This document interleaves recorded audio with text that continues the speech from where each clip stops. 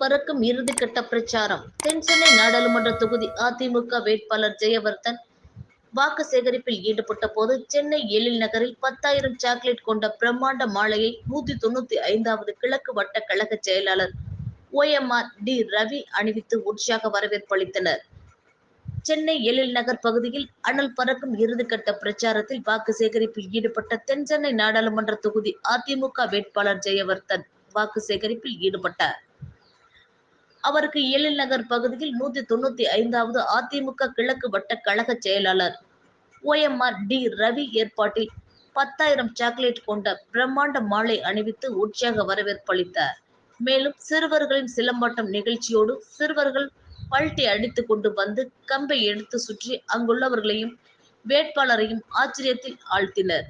இதில் சென்னை புறநகர் மாவட்ட கழக செயலாளர் KP கந்தன், மேற்கு பகுதி செயலாளர் TC கருணா, கூட்டணி கட்சியான தேமுதிக மாவட்ட செயலாளர் VCO சூர்யா உள்ளிட்டோர் கலந்து கொண்டு இரட்டை இலை சின்னத்திற்கு வாக்குகள் சேகரித்தனர். பின்னர் அங்குள்ள அருள்மிகு ஸ்ரீ முத்துமாரியம்மன் கோவிலில் அதிமுக வேட்பாளர் ஜெயவர்தன் சிறப்பு பிரார்த்தனை செய்து பிரச்சாரத்தை துவங்கினார்.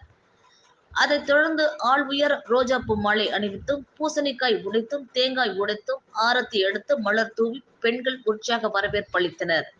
எழில் நகர் பகுதியில் செல்லும் இடமெல்லாம் ஆள் உயர மாலை அணிவித்தும், வழியெங்கும் மலர் தூவியும் வரவேற்பு அளித்ததைக் கண்டு அதிமுக வேட்பாளர் மகிழ்ச்சி அடைந்தார்.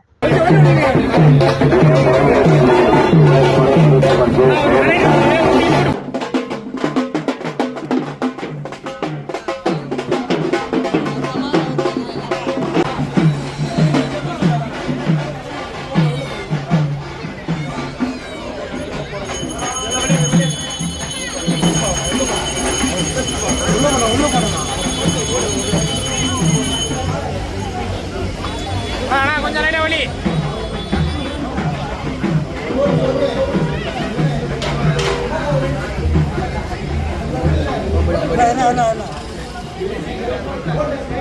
சும்மா பாரு, சும்மா கொஞ்சம் வழி